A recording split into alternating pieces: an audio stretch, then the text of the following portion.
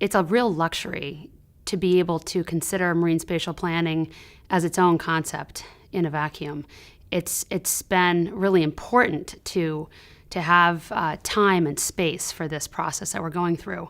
But ultimately, if we don't institutionalize the way that we use marine spatial planning in our existing authorities, which is really the direction under the National Ocean Policy, no one's going to use the plan.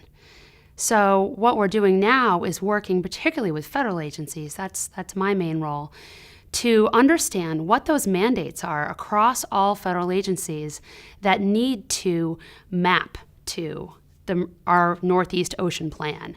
So, for example, in NOAA, you've got probably a half a dozen different mandates that are very, very relevant in terms of institutionalizing the use of the plan.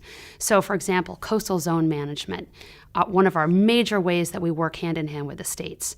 We need to figure out a way to use the CZMA to help implement this plan, like, for example, using the plan to be able to give states some advance notice of when projects are in federal waters, to help them use our data portal and all the information we've gathered so they have a much more robust rationale for getting federal consistency provisions to be able to have a say on what goes on in federal waters that's in state interest.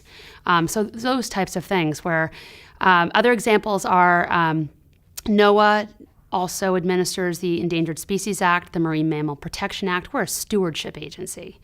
And this plan is going to help our scientists and our regulators better understand not just distribution and abundance of all these species that we need to take care of and understand, but also create aggregated data products like species richness and how abundance maps of these different animals intersect with other sets of animals, birds, fish, turtles, so that we have a much clearer idea of how we can better understand the species that we manage in the context of other species, in the context of other uses, where we didn't have that information before.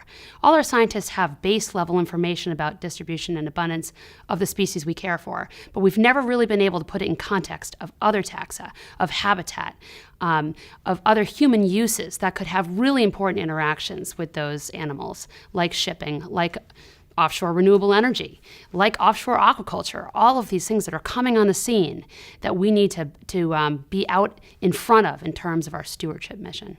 So the key is to institutionalize the way we use this information so that this plan has some staying power beyond just writing the plan. And that is going to require some real commitments, particularly from federal agencies, on committing to keeping this information accessible and fresh and usable and relevant. And that is one of our biggest challenges. So what we're doing in this ocean planning process is actually working on sort of an operations and maintenance schedule for some of these different types of information, like automated information system, AIS data that shows you where the ships are going. How often does that need to be refreshed or updated to be relevant to the Coast Guard, to NOAA, and to other agencies? In trying to figure out what that appropriate schedule is, then we can sort of figure out, okay, which agency is in charge of that data flow? How much is it going to cost if we need to refresh that every 6 months? And we need to build it into these agencies' budgets and have an agreement, an MOU of some sort that actually commits agencies to keeping their information dynamic and ready for managers to use. We produce the plan and then it's got to be implemented, and you can't implement a plan if it's stale the day after it's done. So being able to know, to have confidence that the data and products that you're depending on for these decisions is going to be refreshed and relevant on a regular schedule is critical to the utility of the plan.